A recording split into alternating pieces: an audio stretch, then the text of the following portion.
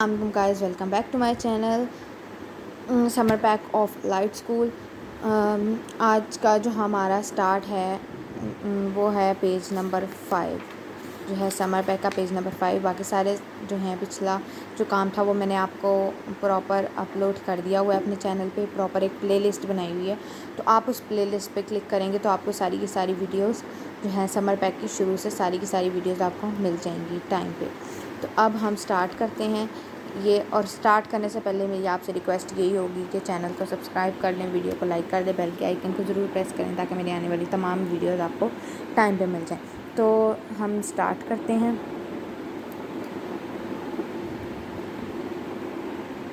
Pen ले लेते हैं।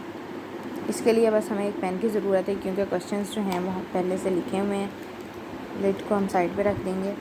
सबसे पहला जो क्वेश्चन इन्होंने हमें दिया है वो है, उन्होंने जो क्वेश्चन है उन्होंने कहा लेट p की जो वैल्यू है p इज़ इक्वल 1357 ब्रैकेट के अंदर लिखा हुआ है जो वो पढ़ रही हूँ कि 1357 q is equal 37911 and r is equal 15811 then verify the following के इनको वेरीफाई करना है अगर इनकी वैल्यू ये है। यहाँ पे इन्होंने हमें कोई वैल्यू नहीं दी हुई, यहाँ पे उन्होंने सिर्फ हमें जो है इनके फर्स्ट जो p q और r ये वर्ड्स दिए हुए हैं सिर्फ, क्योंकि उनकी वैल्यू उन्होंने ऊपर लिख दी है कि क्वेश्चन वो लोग ज़्यादा बड़ा नहीं करना चाहते थे क्वेश्चन जो भी है।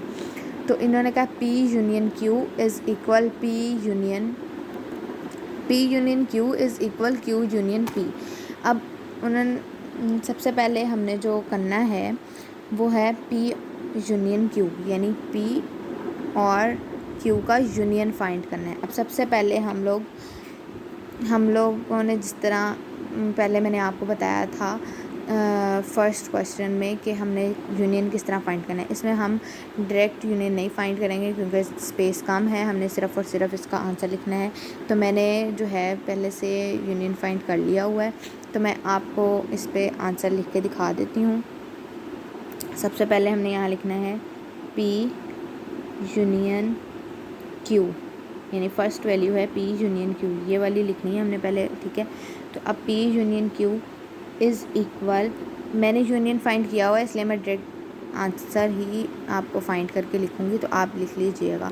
इसके लिए बाद अभी टाइम कम है लेकिन बाद में मैं आपको प्रॉपर वीडियो जो है समझाने वाली प्रॉपर जो है बना के अपलोड कर दूँगी। अब सबसे पहले हमने इसकी जो वैल्यू है वो लिखनी है। p यूनियन q का जो आंसर था हमारे पास आया था वो इसका आंसर था 13579 और 11।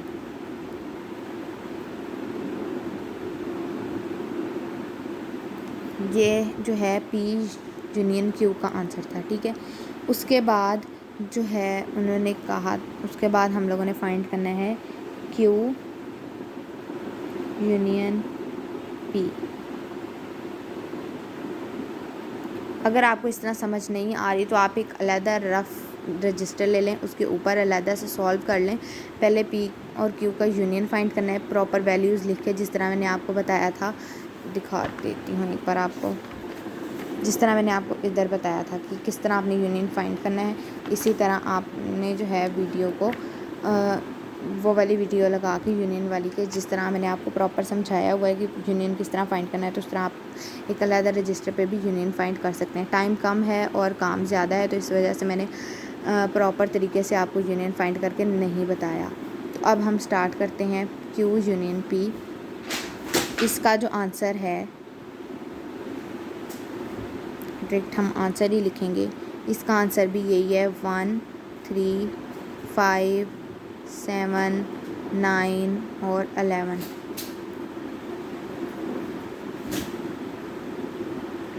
कोमास लगा लेंगे इनमें और उसके बाद हम लोग लिखेंगे, क्योंकि इन दोनों का आंसर सेम आ गया है। उन्होंने कहा है p union q is equal q union p, कि इज़ इक्वल करना है कि ये क्या p यूनियन q का आंसर q यूनियन p के बराबर है।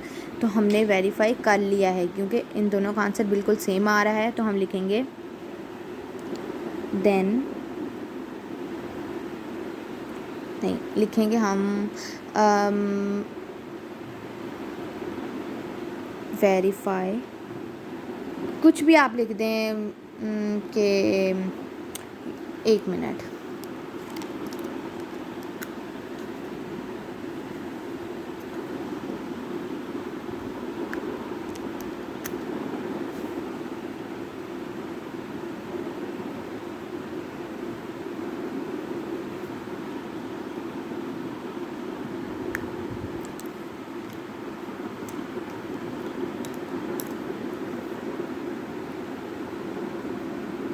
Hence, it is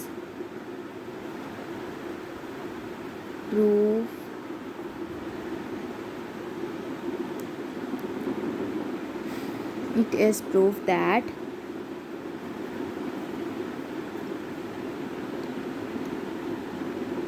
P union Q is equal Q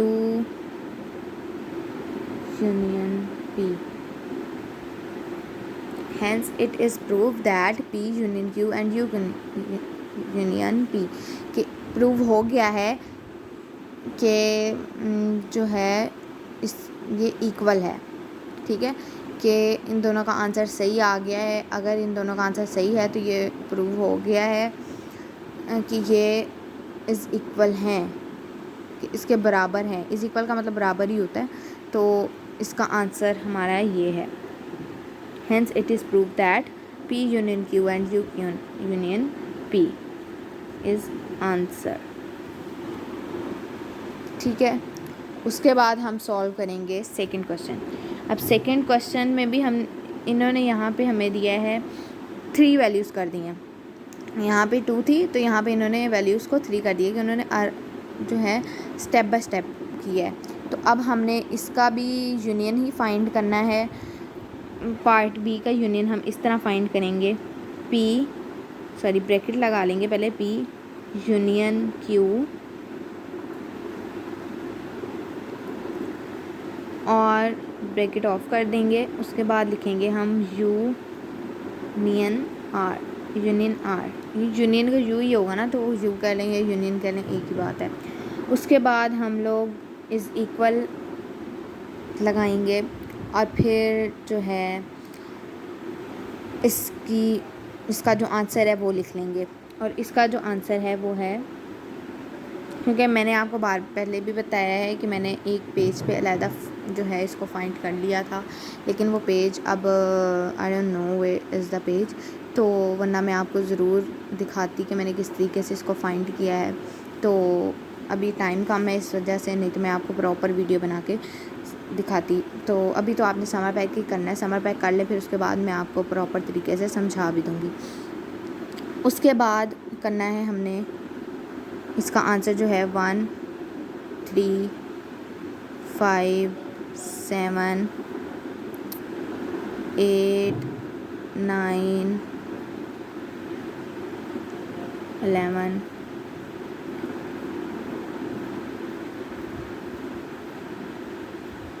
ठीक है। अब इसका आंसर ये है और उसके बाद जो इसकी सेकंड वैल्यू है यानी U union Q bracket Q union R। अब इसमें यहाँ पे इन्होंने जिस तरीके से हमें दी है, अब दूसरी वैल्यू तो हमारी ये है ना Q union P union Q union R। अब इस पहले ब्रैकेट जो थी फर्स्ट 2 वर्ड्स में थी, अब ब्रैकेट जो है लास्ट 2 वर्ड्स में है। अब हम इसको इसी तरह सॉल्व करेंगे। सबसे पहले लिखेंगे P यूनियन Q ब्रैकेट लगा लेंगे, Q यूनियन R और ब्रैकेट ऑफ कर देंगे। फिर इज़ इक्वल देन इसका भी आंसर हम लिखेंगे और इसका भी आंसर जो था वो बिल्कुल सेम आया था। अगर आपको कोई प्रॉब्लम हो रही है, बार बार बता रही हूँ, या डिस्कस कर लें कमेंट सेक्शन में, या फिर आप जो है इसका यूनियन खुद से फाइंड करने के बाद करिएगा, क्योंकि मैंने तो आपको यूनियन वाली प्रॉपर वीडियो की हुई है ना कि आपने किस तरीके से यूनियन फाइंड करना है। तो मैं इसका डायरेक्ट आंसर ही लिख रही हूँ। इसका आंसर भी यही है 1 3 5 7 8 9 11 एंड ब्रैकेट ऑफ।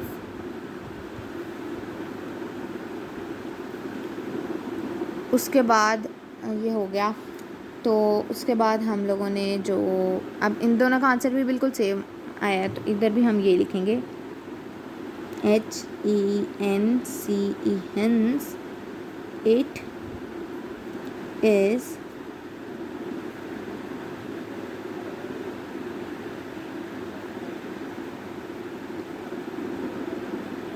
proved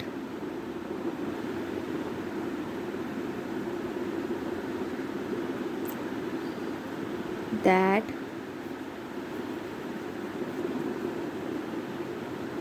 अगर कोई स्पेलिंग की मिस्टेक्स वगैरह हैं ना तो बस सही कर लीजिएगा, क्योंकि मैं अब जल्दी जल्दी कर रही हूँ, अभी मेरे पास इतना टाइम नहीं है कि मैं स्पेलिंग्स का करके लिखूँ, तो उसके लिए sorry. P union Q union R is equal then P union Q union R, यानी इसका भी आंसर ये आ गया है कि P union Q union R is equal then P union Q union R। Answer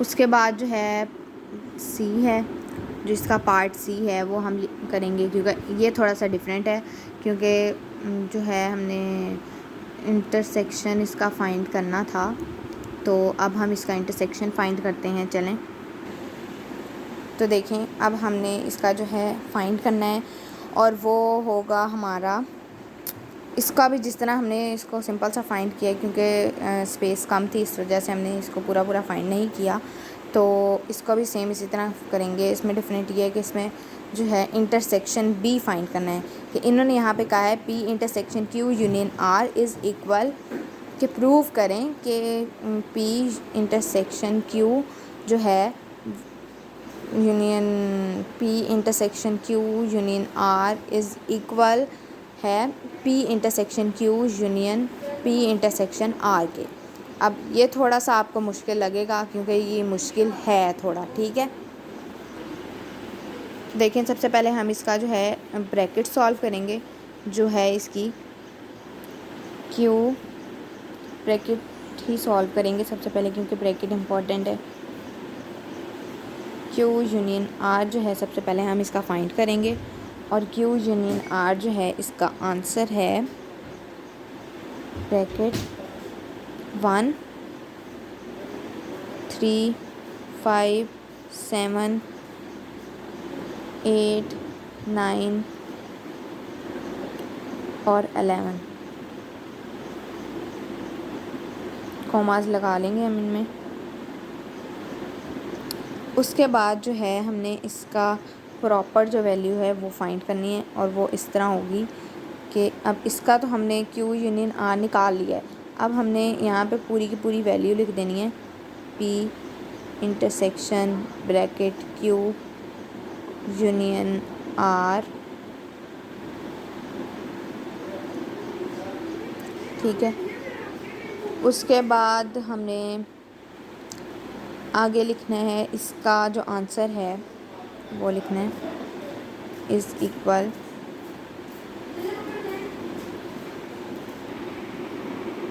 तो इसका जो है 1 3 5 7 जो है इसका आंसर है, यानी वैल्यू जो 1 है इसका आंसर।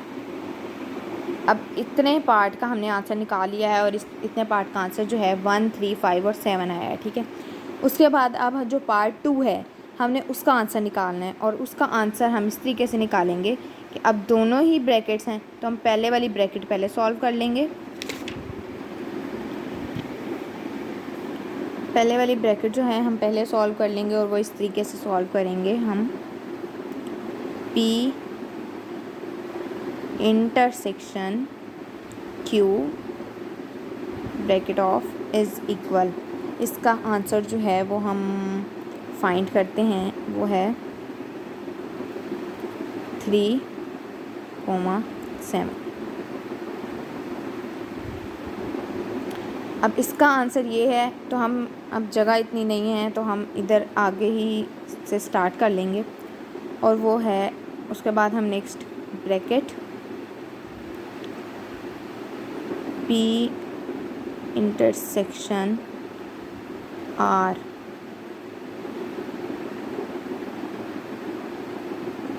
और इसका आंसर है ब्रैकेट 1, 5। इसका आंसर ये है। अब हमने इन दोनों का यूनियन भी फाइंड करना है। यूनियन हम सेंटर में लगा लेंगे क्योंकि ये ज़रूरी है, क्योंकि अब हमने यूनियन फाइंड करना है। अब इतनी ज़्यादा जगह नहीं है कि हम लोग यूनियन फाइंड करें, या एक और काम कर सकते हैं, हम इसके इधर नीचे और लाइंस लगा सकते हैं। तो मिलते हैं लाइंस लगाने के बाद। देखें, हमें ज़्यादा लाइंस की ज़रूरत नहीं थी, हमें 3 लाइंस की ज़रूरत थी, तो हमने लाइंस इधर लगा ली हैं। ध्यान रखिएगा, अगर आपने इधर लाइंस लगानी है तो बिल्कुल उसके इक्वल लगाएं, या और एक बात और, जिस कलर की ये वाली लाइंस हैं उसी कलर की लगाएं। लग भी नहीं रहा कि मैंने खुद लाइंस लगाई हैं, ठीक है। तो अब हम स्टार्ट करते हैं। इसका जो है यूनियन फाइंड करना है, तो हम इधर जो है वैल्यू लिखेंगे P इंटरसेक्शन, सॉरी P इसको कर लेते हैं, इधर ब्रैकेट कर लेते हैं, okay. P intersection Q union P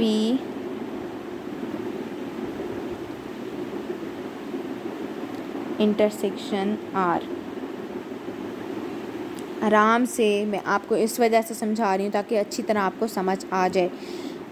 तो अब आगे करते हैं। अब इन दोनों का जो आंसर हमारा आया था, अब इन दोनों को इस तरह लिखना है, इस तरह लिख लें, या वैल्यूज़ लिख के उसका इंटरसेक्शन करना है, उस तरह कर लें।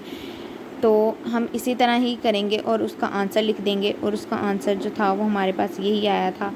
इसका है 3, 7 और इसका है 1, 5। तो हम लिखेंगे 1, 3, 5, 7। क्योंकि हमने यूनियन फाइंड करना है तो इस वजह से हम लोग वैल्यूज़ सारी लिख देंगे। तो ये जो है इसका आंसर है। अब हम यहाँ पे लिखेंगे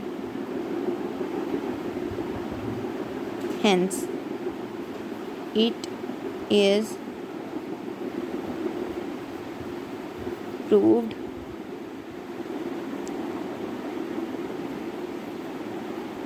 that P intersection Q union R union, या सॉरी